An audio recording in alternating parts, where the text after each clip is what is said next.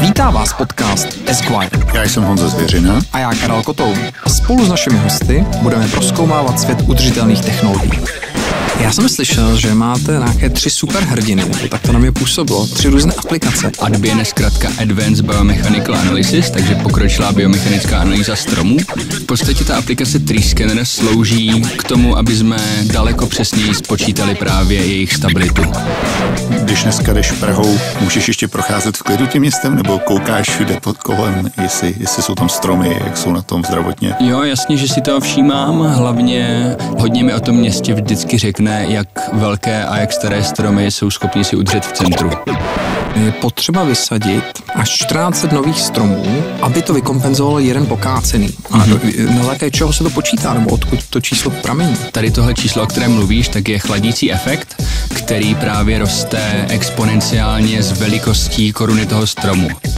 Vítr a strom, jsou to kamarádi nebo to jsou nepřátelé? Jaká je pravda, jaký má ten vítr dopad na ten strom?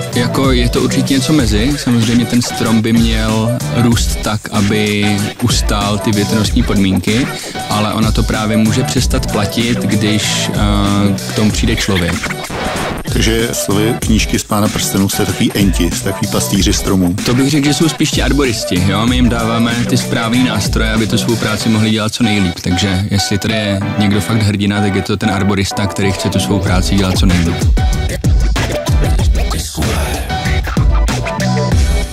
Vítejte u dalšího dílu podcastu Esquire. Dnes jsme si mezi nás pozvali Ondru Kolaříka, který stojí za společností Arbo Technologies, která zachránila již nejeden strom od pokácení. A to pomocí své mobilní aplikace a dalších moderních technologií. Ondro, vítej. Čau kluci. Čau. Ondro, vy jste vyvinuli 1 nebo dokonce vlastně 3 aplikace, které pomocí mobilního telefonu, pomocí foťáku skenují strom, zjišťují jeho zdraví a zjišťují třeba, jestli se ten strom dá ještě zachránit nebo jestli se mu dá nějak pomoct.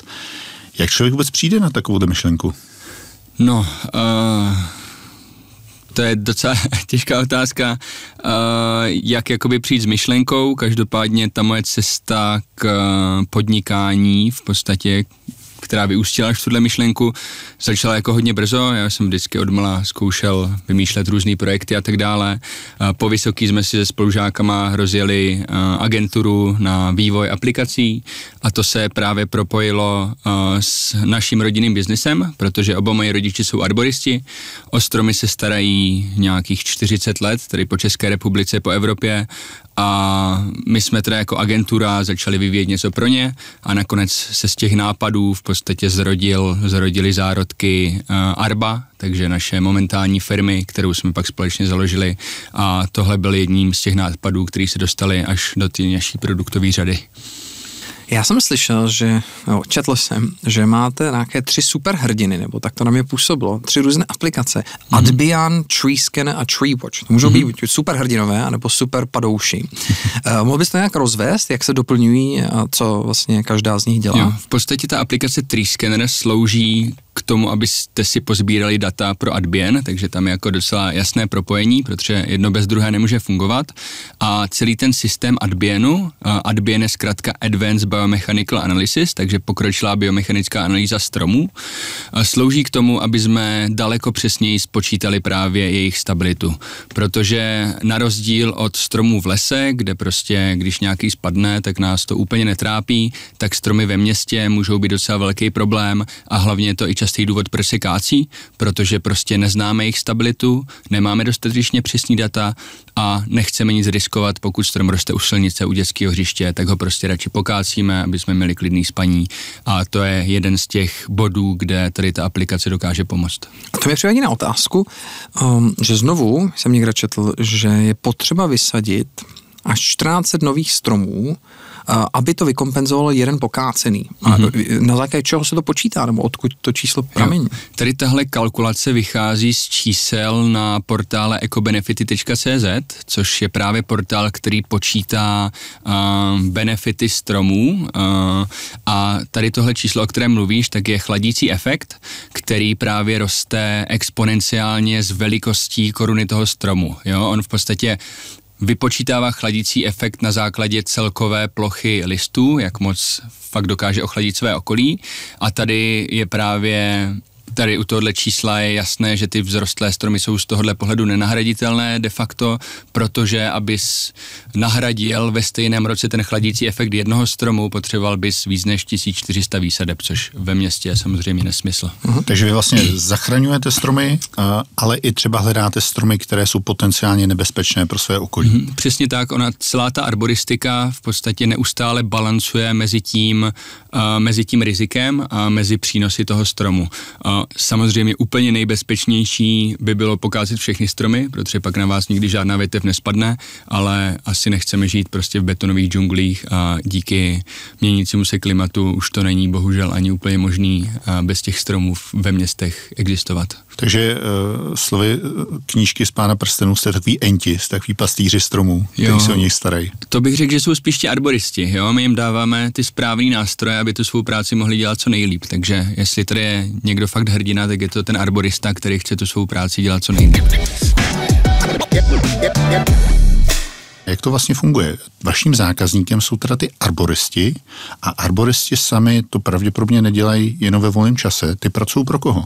Ty většinou pracují pro vlastníka stromu, což v Evropě je zhruba z 90% veřejná správa, takže municipality, města, správci silnic a tak dále. Z 10% je to soukromý vlastník, který prostě má na svém pozemku strom, neví co s ním, potřebuje poradit a zavolá arboristovi a ten mu s tím může pomoct. A jak s takým arboristou člověk může stát, kdybych se chtěl stát tím superhrdinou, jak jsi říkal? No, ideálně by to měl vystudovat a udělat si certifikace, ale to se bohužel často neděje a pak právě může docházet k tomu, že ty stromy trpí. A kde to můžu studovat? Na České zemědělské univerzitě nebo někde takhle? Například nebo na Mendelově univerzitě v Brně. A kolik takových třeba arboristů v Čechách je? Jestli máš odhad, stovky, desítky, jednotky? Tisícovky. Odhadem bych řekl nižší tisícovky na českém trhu.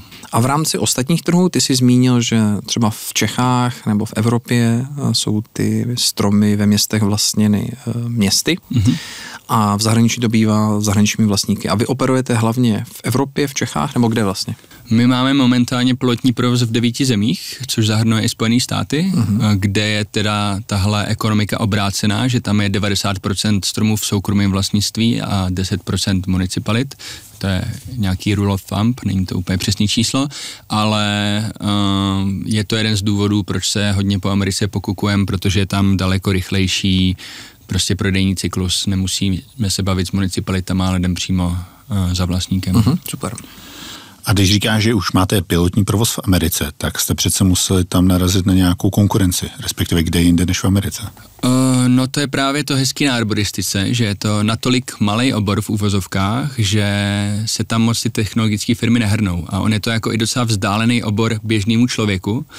Já to vím, protože od školky se snažím vysvětlit svýmu okolí, co dělají moji rodiče, takže setkávám se s tím, že většinou absolutně nikdo nemá tušení, co je to arboristika. Vždycky mě příjemně překvapí, když někdo jo, ale je to fakt spíš ve výjimečných případech.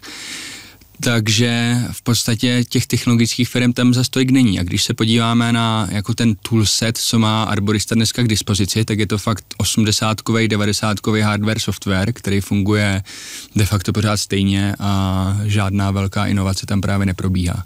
Takže to je i jeden z těch důvodů, proč jsme se do tohohle trhu rozhodli jít, protože tam vidíme, že relativně s málem můžeme přinést hodně zajímavý hračky. Já vím, že vysadit strom ve městě, to je jako obrovská práce, někdy se musí dokonce rozkopat kus ulice, stojí to desítky tisíc korun.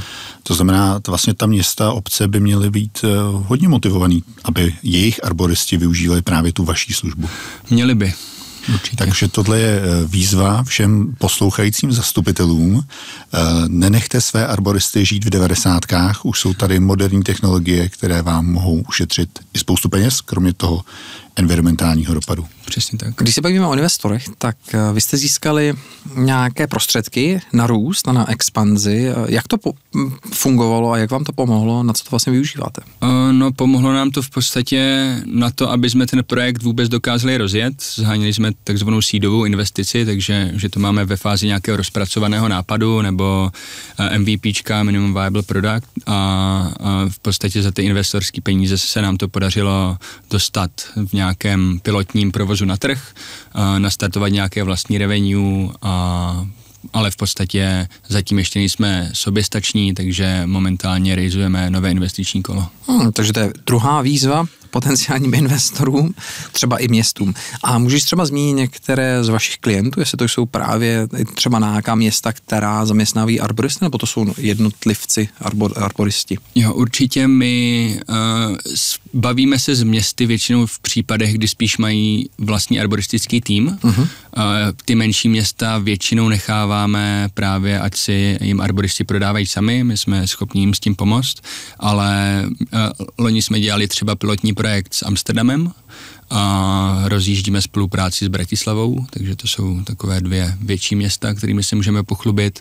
Z těch menších bych určitě uvedl Kolín, kde jsme pilotovali několik našich technologií a teď rozjíždíme něco i u nás v Brně. Super. A tyhle ty města, ne zhruba hodně, ale jsou v různých zeměpisných šířkách a délkách. To znamená, předpokládám, že tam porostou různé typy stromů. Takže lze třeba říci, že ta vaše technologie je aplikovatelnější na různý typ stromu, nebo je lépe fungující třeba na lípu než na dub a tak podobně? To úplně ne. My v podstatě ke každému stromu s tou aplikací přistupujeme individuálně, což nás právě i odlišuje od těch jiných kalkulaček stability, které existují, protože máme reálnou reprezentaci toho stromu, kterou právě získáme díky přesnému 3D skenu a kalibrovaným fotografiím. A v podstatě my tomu modelu vždycky přiřadíme nějaké materiálové vlastnosti, které jsou právě v závislosti na taxonu, na druhu stromu, a také mu přiřadíme maximální rychlosti větru v dané lokalitě. Takže to jsou tyhle 2 momenty, které geologicky můžou odlišit, nebo geograficky můžou odlišit ty stromy.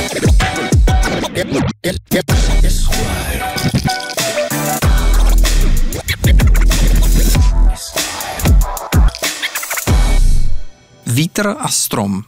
Jsou to kamarádi, nebo to jsou nepřátelé? Protože když já vidím ten strom, který se v tom velkém porivu hýbe sem a tam, tak buď mi je ho líto, nebo si říkám, že to je něco jako sval, že vlastně posiluje tím, jak se hýbe. Jaká je pravda, jaký má ten vítr dopad na ten strom? Jako je to určitě něco mezi. Samozřejmě ten strom by měl růst tak, aby ustál ty větrnostní podmínky, ale ona to právě může přestat platit, když k tomu přijde člověk. Jo? Takže my třeba typicky, když je nějaká skupina stromů a město se rozhodne třeba rozšířit silnici, pokácí 3 stromy, které jsou na kraji té skupiny, tak jim může třeba popadat celá skupina, nebo vypadají další stromy. Protože ty stromy si zvykly růst prostě spolu, zvykli si spolu oddalovat tomu větru a najednou prostě vy jim vezmete parťáka, který jim ten vítr lámal. Jo. Takže tohle jsou právě případy, kdy to může třeba odhalit nějaké přeštíhlení toho kmene, že ten strom prostě není připravený na ty větrné podmínky, které mu vystavujeme. Další případ je třeba, když strom má dřevokaznou houbu, vzniká tam třeba nějaká dutina, což nutně nemusí znamenat, že strom je nestabilní, ale je tady důležité právě sledovat zbytkovou stěnu toho dřeva a jestli jí má pořád dost, aby mohl zase těm povětrnostním podmínkám odolávat. A to je to, co určuje ta naše aplikace. Ty jsi teďka zmínil ty dva parametry, maximální vítr, který ten strom může ustát a třeba jestli má nějakou dřevokaznou houbu. Když si teďka vemu aplikaci, oběhnu strom, co všechno dál mi řeknete? Řeknete mi objem toho stromu, druh, co je všechen ten kompletní soubor toho reportu, který o tom stromu získám? To hlavní tak je ta stabilita, takže to je číslo, které ti řekne, jestli strom je stabilní, nebo jestli třeba potřebuje kousek sesadit korunu, aby se sám zestabilizoval. Ale samozřejmě na základě těchto dat, když máme ten přesný model, tak jsme schopni právě vypočítat i objem dřeva, nebo v propojení s portálem ecobenefity.cz právě vypočítat ty přínosy, takže kolik ten konkrétní strom ochlazuje své okolí, kolik ukládá CO2, kolik zachycuje prachových částic a tak dále. Jasný. Umíš si vůbec někdy představit, že by to mohlo být i jako retailová záležitost, že si vemu mobil a podobně jako jsem tady honil Pokémon, po Praze Pokémony, tak budu honit stromy a budu se snažit chytit co nejvíc stromů? Jo, možná jako někdy v budoucnu, když najdeme správný business model, každopádně momentálně ta aplikace je opravdu pro experty. Ono je problematický, že kdybys ten strom hodnotil jenom z pohledu té biomechanické stability, tak on ti může být super stabilní a druhý den ti spadnout, protože má nějaký defekty, který ten like nevidí, který my zatím neumíme brát v potaz v tady té kalkulaci. Takže v podstatě teď je to jenom nástroj pro experty, aby si dopřesnili ten svůj posudek, ale do budoucna určitě budeme schopni o tom stromu říkat víc a víc informací. Vzhledem tomu, že si říkal možná ne tolik arboristů, a je tady spoustu faktorů, které jsi zmínil, typ větru, typ stromu, velikost stáří, kde je usazen, asi nějaký sklon a tak dále. Doporučil by si městům nějaký optimální strom, ten, co je nejvhodnější do měst, aby nejlépe rostl, nejlépe chladil, zachytával CO2, byl stabilní? Ptáš se na druh teda stromu. Jo, ano, děkuji. No, to asi právě nedoporučil, protože ono je to hezký v té rozmanitosti, jo? Protože viděli jsme, co se může dít s monokulturama, když se maličko oteplí a přemnoží se malej brouček, takže nedoporučoval bych vysazovat jenom jeden druh. Vždycky je lepší mít nějakou širší paletu. My jsme teďka koukali vlastně s Karlem na videa, vyšly Apple brýle, to znamená další rozšířená realita, super nástroj pro zatím profíky, ale do budoucna možná právě pro arboristy. Umíš si představit, že třeba se propojíte právě s touhletou technologií, že arborista si nasadí Apple brýle, projde jednou městem a bude mít pozbíráno spoustu dat? Určitě, protože my s těma Apple technologiemi už pracujeme na iPhonech, takže s lidarem a s jejich kamerama, takže v podstatě to je jenom jiný form faktor stejné technologie. Umím si to představit, ale myslím si, že by ty brýle musely být v trošku jiné cenové relaci, aby byly běžně dostupný. Musí se tam vychytat ještě spousta věcí, ale to my fanoušci technologií asi víme, že prostě jenom otázka času. No, když se bavíme o technologiích, tak jsou tady jiné dostupnější formy, třeba drony. Takže uvažovali jste o tom, že by po městě lítali vaši čmeláci podle bzuku a sledovali jednotlivé stromy? Uvažovali, tohle byla v podstatě jedna z těch prvních myšlenek, co jsme měli s těmihle technologiemi, jenže když člověk začne vrtat do dronu, zjistí, že to může mít jako víc problémů než užitku. A ta legislativa kolem dronu je spíš víc a víc restriktivní, kde s ním můžu lítat, jaký na to potřebuju průkaz a tak dále, než by se to rozvolňovalo. Takže od dronů jsme upustili s tím, že to nemůže být jako konzumer věc, kterou si pořídí každý arborista, kdykoliv s ním bude lítat. Takže do budoucna třeba.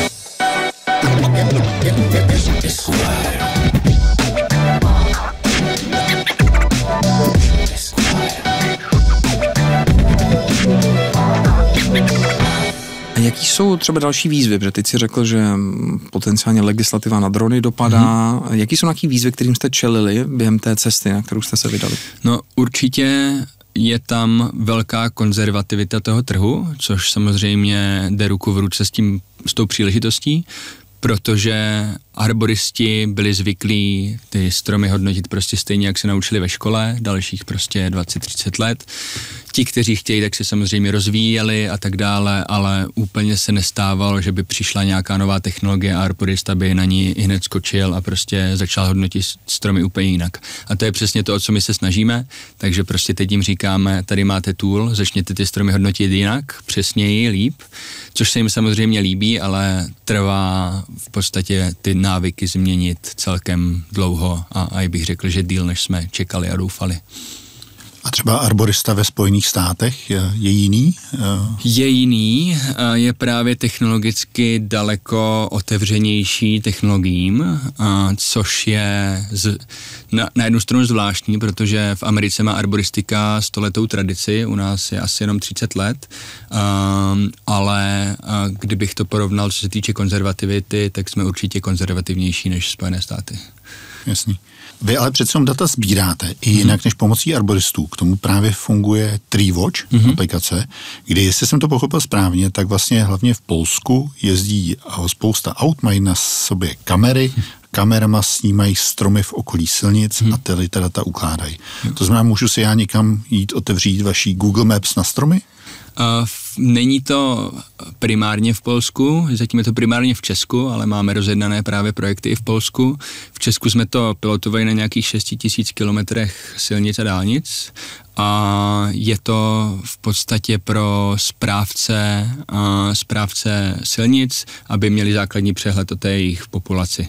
Takže není to zase pro úplně otevřené pro širokou veřejnost, spíš je to prostě automatizace momentálně ručního sběru, který ten arborista musí dělat.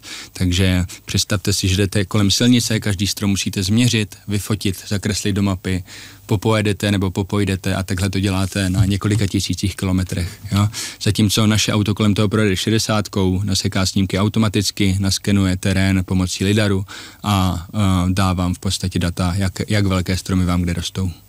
Takže berete v potaz vlastně teďka, co jsi říkal, nejenom ten strom, ale i ten terén kolem toho stromu? To znamená, koukáte třeba, jestli se ten terén zhoršil a ten strom má nějaký dodateční rizika? Zatím v podstatě neporovnáváme mezi sebou terén, ale určitě je to nějaké další rozšíření, které se nabízí. A to už je poměrně velká škála. Říká, že projíždíš stovky, tisíce kilometrů, 60, možná i méně nebo víc. Dá se vyčíslit, kolik stromů jste už zachránili? Kolik jsme zachránili, je takový těžší, protože my nikdy nemáme porovnání, jak by ten strom dopadl, kdyby jsme ho nehodnotili tou naší technologií. My jsme dělali nějaký pilotní studie na stromech, co bylo třeba v tom Amsterdamu, na stromech, které vyloženě chtěli pokácet, nebo prostě viděli tam nějaký problém, nebo řešili jsme to i s firmami, které nás využívají víc a ten náš odhad je, že tímto způsobem dokážeme předejít až 1/3 kácení vzrostlých stromů. Což samozřejmě je jako trošku věštění, ale je to prostě to nejpřesnější číslo, ke kterému jsme byli schopni se dostat. No to super číslo. Když jsme začínali stavět firmu, tak samozřejmě nejlepší asset firmy jsou lidi. Jakým způsobem si hledal prvních třeba pár členů do svého týmu a jak to bylo jednoduchý vůbec někoho nadchnout? Já myslím, že nadchnout někoho pro ty naše technologie je celkem jednoduchý, ale samozřejmě ten výběr těch pravých lidí může být trošku náročnější. Samozřejmě jako většina mladých lidí, co si zakládá firmy, jsem se nejdřív snažil vytěžit své bezprostřední okolí, takže zaměstnával jsem a stále zaměstnávám několik svých kamarádů a teď už v podstatě vyčerpal jsem ten svůj bezprostřední okruh, takže už zaměstnáváme kamarádů, ale zaměstnáváme samozřejmě i běžné lidi, kteří prostě o tu práci mají zájem. Tam je pro nás hlavně důležité, aby měli nějaký vztah s přírodou, aby to pro ně nebyla jenom práce, ale měli v podstatě o ten další důvod do té práce přijít, protože věří, že to, co děláme, má nějaký smysl. Tudíž třetí výzva pro posluchače, kteří se chtějí podílet na záchraně stromů, dáme určitě link do popisu. Super. A na závěr každé epizody se ptáme hostů, co by jako doporučili firmám, v tvém případě městům, jako první krok k udržitelnosti a případně jak vlastně využít tu tvoji technologii. Tak co bys doporučil takhle městům nebo firmám, jak vlastně se na vás třeba obrátit, jak vás mohou využít? No, městům bych určitě doporučil, ať zelení dávají prioritu a ať nezapomínají na ty stromy, které už mají. Ono se dneska hodně sází, ale bohužel, když se sází masově, tak je to často na úkor kvality, ty stromy nevydrží a často je to bohužel i na úkor existující zeleně, takže setkáváme se s projekty, pojďme vykácet tady ty 200 let starý stromy, aby jsme mohli si poplácat po rameni, že jsme vysadili 100 nových stromů, jo? Takže tohle bych jim nedoporučoval. Opravdu ty čísla naznačují, že čím starší strom, tím má větší benefit pro to své okolí, takže doporučoval bych dívat se na to trošku jinou optikou. A možná úplně odlečená otázka na závěr. Když dneska jdeš Prahou, můžeš ještě procházet v klidu tím městem, nebo koukáš všude pod kolem, jestli jsou tam stromy, jak jsou na tom zdravotně? Jo, jasně, že si toho všímám, hlavně tím, že lítáme teď dost po Evropě a učíme s tím i jiný evropské firmy, tak si všímám, nebo hodně mi o tom městě vždycky řekne, jak velké a jak staré stromy jsou schopni si udržet v centru. Jo, takže to je takový hezký ukazatel. Typicky v Amsterdamu mají obrovské staré stromy na každém rohu, což je úžasný, když se podíváme, jak moc je to zastavené město a kolikrát bylo každá ulice přestavěná. Takže tohle je určitě pro mě nějaká indikace. Tak to je super. Ondro, my ti moc krát děkujeme. Přejeme vám spoustu úspěchů a spoustu zachráněných stromů a věříme, že se někdy setkáme možná v obětí nebo někde vedle nějakého stromu. Moc děkujeme. Super, díky za pozvání, ať se daří. Díky, že nás posloucháte a těší nás, že vás můžeme pravidelně inspirovat v našem podcastu.